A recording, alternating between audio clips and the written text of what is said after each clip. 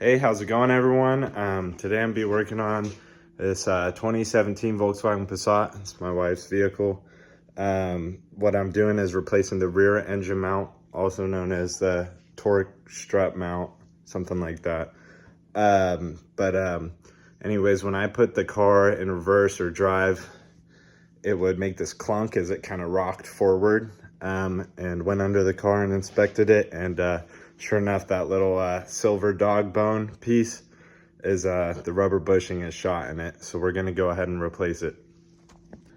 All right, so we're underneath the vehicle. This is the cross member, and this dog bone looking thing is the part we're replacing. I don't know if you can see this, but I can move that by hand because that rubber in there is split. All right, tools you're gonna need are some jack stands, a jack of some sort, this 21 millimeter socket, 16 millimeter socket, an impact, not necessary. You can have a ratcheting wrench. You're gonna wanna have a torque wrench because some of the bolts are going into aluminum in the transmission. You don't wanna strip those. I also like to have a flashlight and gloves. All right, so first step, put your e-brake on and grab your jack.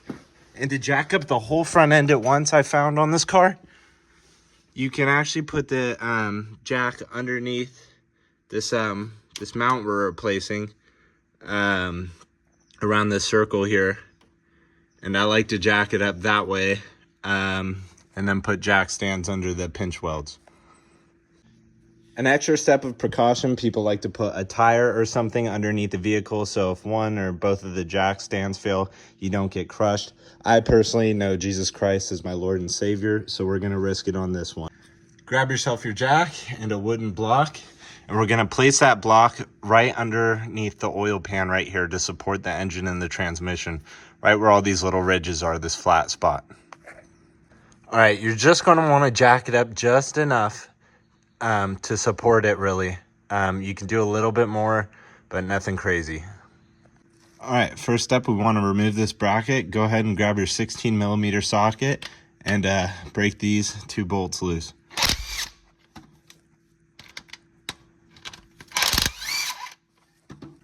Note that one of these bolts is longer than the other. Next, you're going to grab your 21 millimeter socket, and we're going to break this bolt loose. That's it. Now you're gonna grab it and it should just slide out just like that. Wow, look at that. I could probably just pull this out right now.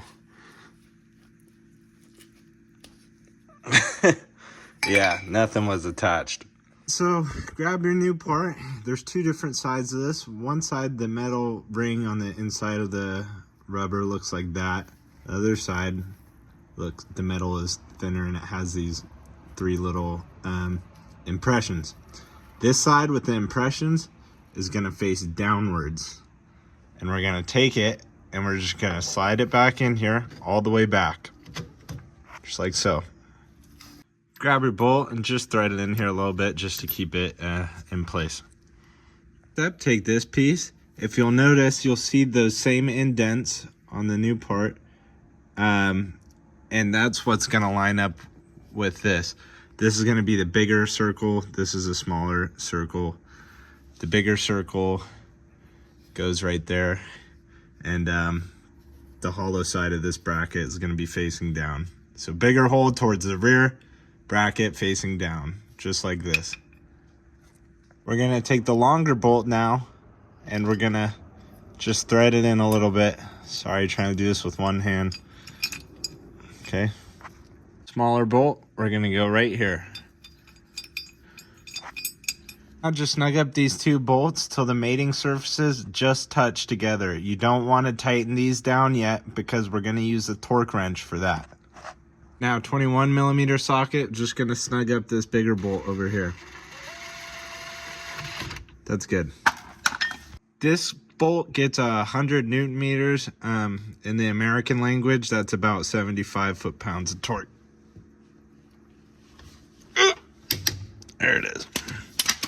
All right, these two bolts are going to get half of that. They're going to get 50 newton meters or approximately 35 foot-pounds of torque.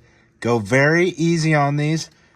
The transfer case, I believe, is aluminum, so you want to be careful with the threads. Just go very carefully with this. Already got one. There's two. You can now drop that floor jack down and take the car out the jack stands. Everything's all good, guys. Thanks for watching. I hope this video helps someone out there. See you later.